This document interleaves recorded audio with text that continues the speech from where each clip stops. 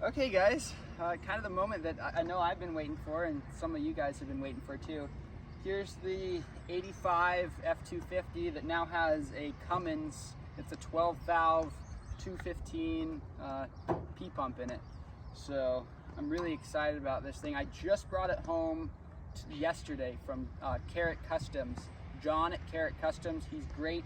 He's the one who did the entire engine swap, the transmission swap, and it has a new transfer case in it as well. So he fit everything in there. He's a great guy. I recommend you go follow him on Instagram at Carrot Customs, or he has his own YouTube channel too that he's done a few walkarounds of.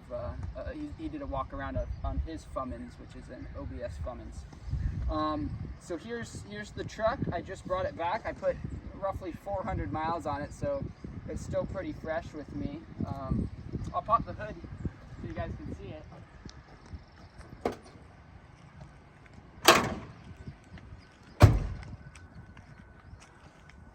So this truck started out as a 6.9 IDI. So here's the engine. It has a Borg Warner SXE 362 T3 in it with a T51R mod on it, which supposedly makes it louder. You can't, if you're on the highway, you can hear it whistle real good if you put your foot down. So, but I don't know what it would sound like without that done, so I can't compare or contrast for you guys. It is intercooled. It has a 7.3 power stroke intercooler in it from a Super Duty. John was able to fit that thing in there real well. If you're just looking from afar, you can't even tell it has one, but it's a nice big intercooler. I mean, it seems to work great. I was running up the hills at 75 yesterday, not loaded, but I didn't hit higher than 900 for exhaust temperatures, which was real nice. It is hydro boosted. That got done a couple years ago. I had that with the IDI. That makes a huge difference, especially with 35-inch tires, and I'll probably in the future go 37s, 38s. So this thing makes a world of difference if you want to stop, especially when loaded. So it has Carrot Customs. John did this battery trays. Both battery trays are Carrot Customs. He makes these and sells them on his website, along with he makes this washer fluid coolant reservoir mount as well.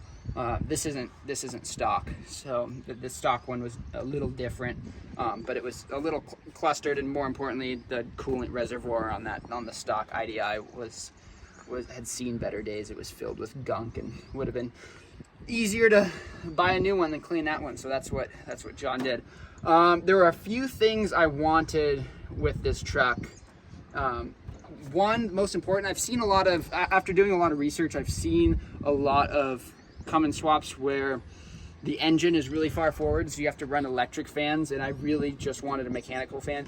If you get a side view, you can see there's plenty of clearance for that mechanical fan. That's the stock 12 valve fan, which is nice, because a mechanical fan is just going to push more air than any electric fan and usually be more reliable. The other thing I wanted was to run the factory grill with the Bullnose grill with the intercooler, which is hard to do, and I'm glad John was able to snug it in there. He did. Can't say enough good things about that. It looks, you can't even tell that it's there. So the biggest difference with this truck, which I feel like a lot of trucks don't have, is it does have a Zf6 transmission. So you can kind of look, we can peek in here at it. So the truck originally, when it was an IDI, it had the T19 4-speed in it. And then my dad and we swapped it out in the weekend for a Zf6 when it was still the IDI. And then just recently, John swapped out the Zf6 for the Zf6. It shifts really smooth. It's notchy like any Zf6, but it seems like it's a great transmission. I got it out of an F250 that had the 6.4 power stroke in it. My assumption is that 6.4 power stroke blew, which is, they're usually good trucks to get parts out of. I got the axles, which are the front's out of a 2010 Super Duty and the rear's out of a 2008, both of them 6.4 power strokes that most likely had engine problems, which is why they're being parted out. So I found a lot of good deals with 6.4 power stroke trucks. So it has the Zf6. I found him a taller transmission pan. If you're gonna do a Zf6 swap, they are very large transmissions, and John was able to squeeze that in here. He said that the floor pan, it was hard to fit this guy in. His assumption is that my body mount, the cab mounts for this truck are worn out and squished in. So if you had nice fresh cab mounts, it'd probably be a little easier to fit.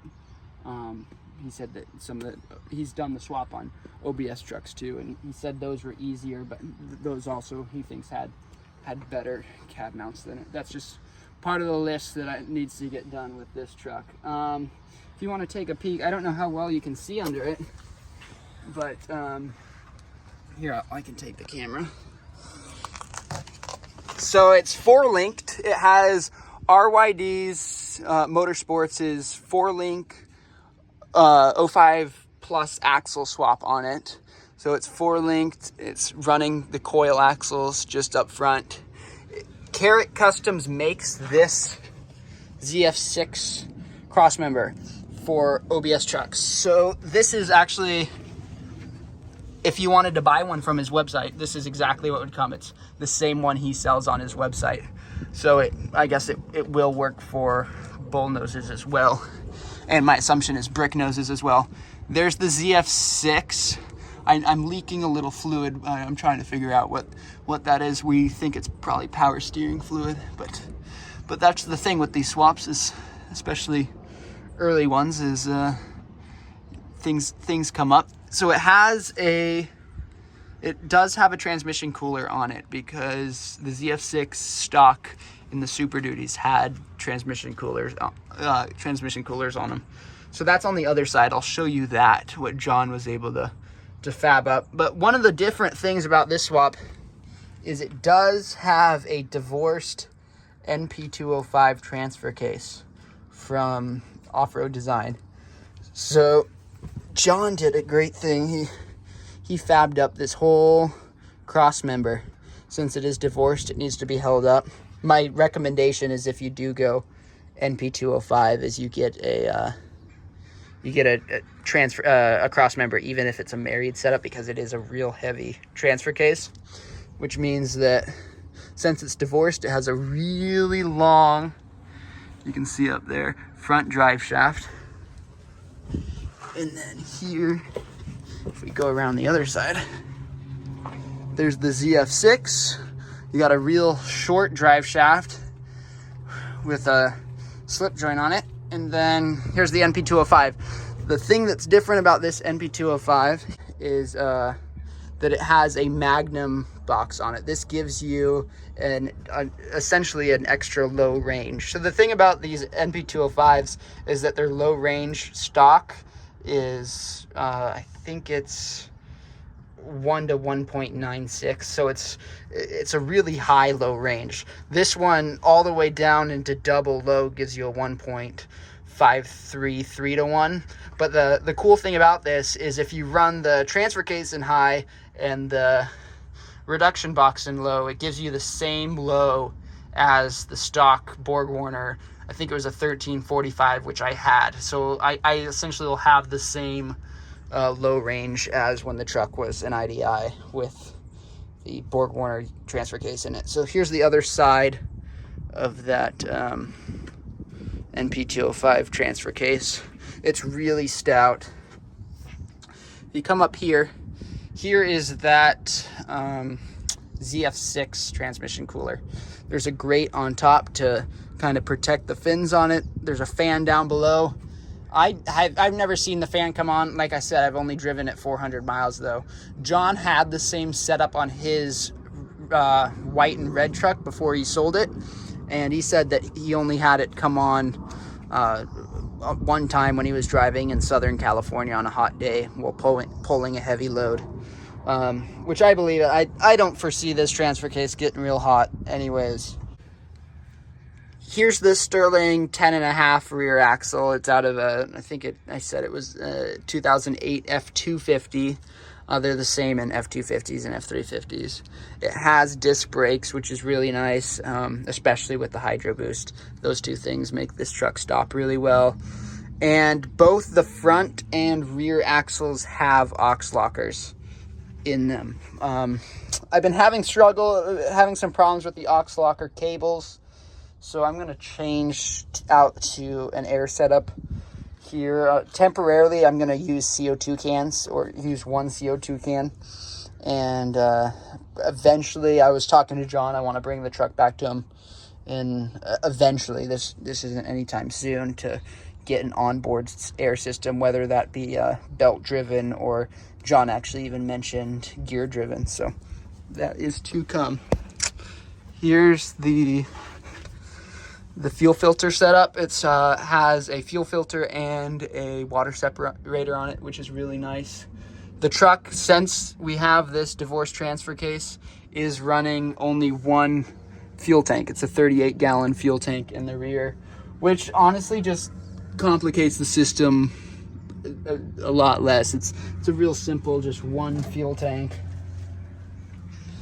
And you can see that side fuel tank would have been, I think, around right here on that opposite side, right where the fuel setup is, because you can see the hose is still right there. So it would have been running. It was pretty big. It's actually in the bed right now. The shifter setup, it has 3 shifters on it, only 2 cables right now. We're still waiting on the 3rd cable to arrive. But they're made by JB Custom Fabrications. He's out of Salem, Oregon. I've actually never talked to him, but his products that he makes just seem really high quality. And from all the research I've done, he seems like the go-to guy for if you have transfer case shifting needs. So, and I'm happy with it so far, but only time will tell. So here's the back side. You can see the aux locker differential cover. I'm excited to swap those out for air. The truck's running, I believe it's a 4-inch exhaust. It sounds really, really nice. I'll fire it up here and let you guys hear it in a couple minutes. But I'm really happy with how it sounds. It's a lot louder than the IDI. That has 35-inch Nito Mud Grappler tires, and those are Mickey Thompson Classic 3 rims, which I wanted to keep the classic look of the aluminum rims with the holes in them. I didn't want to put any Super Duty rims on them, just because I like the look. And I kind of wanted to, from the outside, I wanted the truck to look somewhat stock. And that's why there's no Cummins labels on it or anything. It's running 2016 rear leaf springs from I think it's an F350 with PMF brackets. So that's I think it's called the high shackle mount from PMF. They're really nice brackets. Really happy with them. And the rear of the truck rides really well. I'm still figuring out some kinks with the front of the truck because I'm having some clearance issues. I think eventually I'm going to lift the truck 4 inches. But until then, I'm going to live with it. So I think that's more or less the outside of the truck. So on this side, John, so these are, like I said, JB Custom shifters for that Np205 Magnum box setup. Don't mind this one. This one's not hooked up just because that's that cable we're still waiting on. But so this would be the doubler for that's attached to that Magnum box. And then you have kind of your standard twin stick setup. Rear axle, front axle. Right now the front axle's in neutral, the rear axle's in high, because you can engage each axle independently.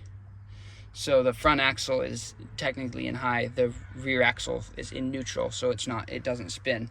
But I can, if I wanted to, let's say I could go into engage, put the rear axle in neutral, the front axle in high, and then run it in front wheel drive if you so desired. Or you could engage the double low by putting this in low, or if you leave it in high, it kind of cuts it out of the equation. So it'd just be, it would be acting like the doubler is in it even there. So John modified JB Custom setup a little bit, only because he wanted to put it on the transmission, on the floor pan curve here. I think he did a really good job. I have no doubts that the JB setup stock, if you had it on a flat space, would work just as fine too. It's all stainless steel. It seems really high quality. The 2 shifters that we have installed right now, they shift really smooth. The Np205 likes it when you shift it when you're rolling just a mile per hour or 2 miles per hour, but if you're moving slightly, it shifts in and out of gears just fine. I was playing around with it this morning. It has a, let's walk around to this side.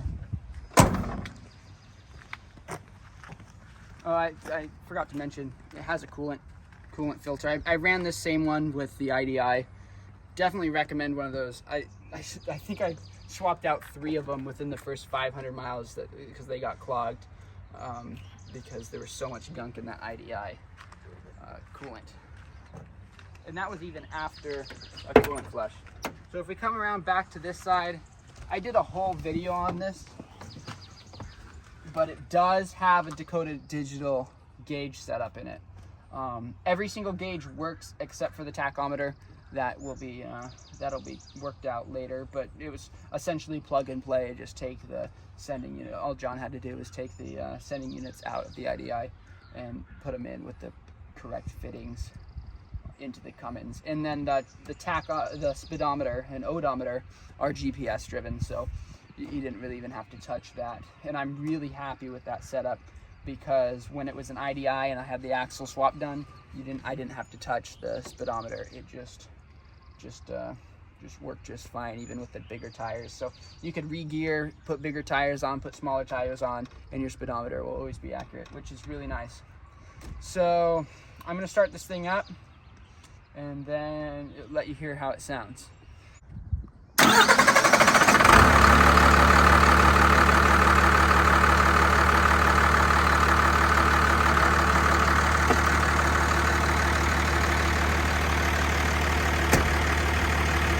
It sounds like any other 12 valve. It's pretty loud, but I really like it.